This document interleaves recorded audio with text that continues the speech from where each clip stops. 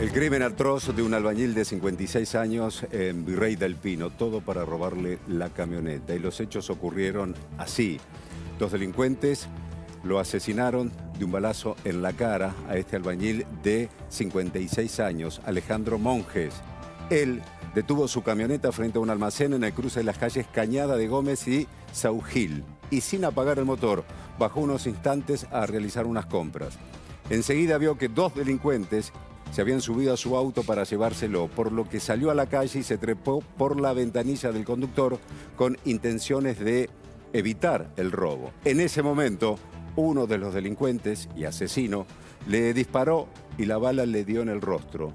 Luego, Monjes cayó al pavimento y murió en el hospital Paruacien por la grave herida que había recibido también por la caída. Pero miren ustedes lo indignante de lo que viene ahora y que van a conocer en este detalle que le voy a dar en el periplo, allí en el Vía Crucis que hizo este hombre para tratar de salvar su vida y cómo el egoísmo humano, y solamente pensando en el dinero, en una institución dedicada a la salud, le prohibió atenderlo. ¿Sabe por qué? Porque a la hija le preguntaron primero, ¿y quién va a pagar esto? ¿Y cómo van a pagar esto? No, llévatelo de acá a otro lugar donde lo puedan atender, a un hospital. Indignante realmente. Esto ocurrió así. La clínica se llama Clínica Figueroa Paredes. Fue el primer lugar donde él, pidiendo auxilio, desde el lugar donde lo habían baleado, y pidiendo auxilio, fue el primer lugar donde llegó. ¿Qué le contestaron en la Clínica Figueroa Paredes, en Isidro Casanova? Según la joven, la hija, en ese centro asistencial le preguntaron cómo iban a pagar la atención y les recomendaron que lo llevaran a otro hospital porque necesitaba cirugía urgente. O sea, reconocieron la gravedad del caso, pero privilegiaron el dinero antes de atender a una persona que estaba a punto de perder la vida. De esta forma, urgentemente lo trasladaban al hospital Paruacien. Allí pudo ingresar. ¿Pero cómo pudo ingresar? Caminando. ¿Por qué? No tenían sillas de ruedas para trasladar a este hombre. Minutos más tarde, Alejandro Monjes murió. En el medio del trayecto a uno de los centros asistenciales, a su vez, los hijos que llevaban urgentemente a su padre a los hospitales, se cruzaron con la camioneta de su papá, que era manejada por los delincuentes. Causa indignación todo esto. Leo Maraval. Dolor, impotencia. Y tomo un concepto que recién mencionabas, un vía crucis. Hay que decir que esto ocurrió, Claudio, ayer cerca de las 5:30 de la tarde, a menos de 100 metros de su casa. Alejandro había estacionado la camioneta que se había comprado con su propio esfuerzo en el mes de diciembre, porque además de ser capataz de albañil y tener a su cargo varias obras, tanto del Gran Buenos Aires como de Capital, durante la cuarentena, como no podía trabajar como albañil, se puso a trabajar como repartidor. En diciembre compró la camioneta, todavía la estaban pagando. Lo arrastraron 30 metros hasta que le dispararon y él, por sus propios medios, caminando, Claudio, caminando con un tiro en la cara, llegó a su casa. Y de ahí también, otro detalle, por sus propios medios, los familiares, los vecinos, lo llevaron hasta esa clínica Figueroa Paredes, donde no lo quisieron atender. Un detalle que tanto los vecinos como los familiares, por una cuestión de temor, no lo quieren decir. En esa cuadra hay una denuncia por venta de drogas. Por eso se mezclaba, cuando yo decía al comienzo, la cuestión de la inseguridad, pero también el narcotráfico. Hay una casa donde los vecinos denuncian que venden drogas y los tres delincuentes que mataron a Alejandro salían de esa casa. Es más, el detenido de un menor de 17 años, Claudio, vive a tan solo 4 cuadras de donde vivía Alejandro. A todo esto, imagínate la impotencia de la hija de Yamila, ahora vamos a escuchar su testimonio.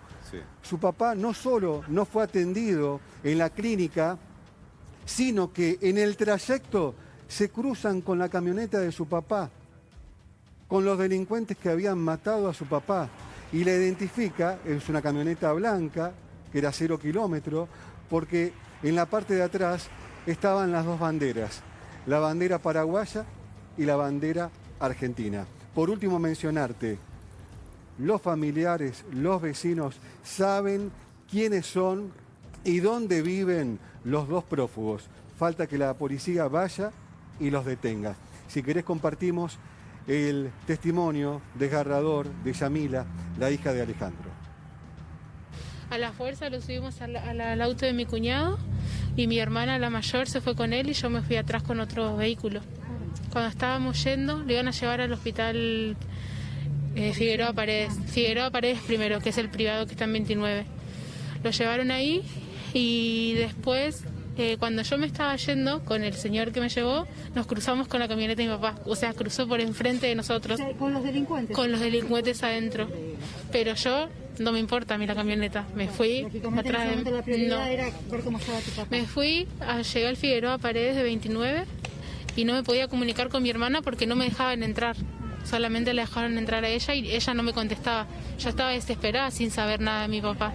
Una vez que salió mi hermana a hablar conmigo, le pregunté qué pasó y me dijo, lo tenemos que llevar sí o sí a cirugía y acá no hay cirujano. Cuando ella me dijo eso, yo calculé que lo iban a llevar en una ambulancia. Cuando me doy vuelta, veo por la guardia que sale mi papá caminando entre los brazos de mi hermana. Para mí no le hicieron nada y lo dejaron que se vaya solo porque lo tuvimos que llevar nosotros. Que lo tendrían que haber llevado ellos en la ambulancia para que sea más rápido, porque tienen oxígeno, porque es lo más lógico. Y mi papá, cuando estábamos por llegar, ya se estaba quedando sin aire, ya no podía respirar, y yo le decía que aguante, y me decía no aguanto más, no aguanto más. Cuando llegamos a la puerta del hospital, me agarró de la mano y me dijo que ya no podía respirar más y que se iba a morir. Y yo le dije que aguante un poco. Cuando llegamos a la guardia, mi papá se bajó él solo del auto y él solo con mi hermana fuimos corriendo y lo metimos a la puerta. Él estaba vivo cuando entró, caminando él entró. Y después salió la doctora a decirme que mi papá ya llegó muerto, me dijo. ¿Cómo una persona muerta va a llegar entrando caminando?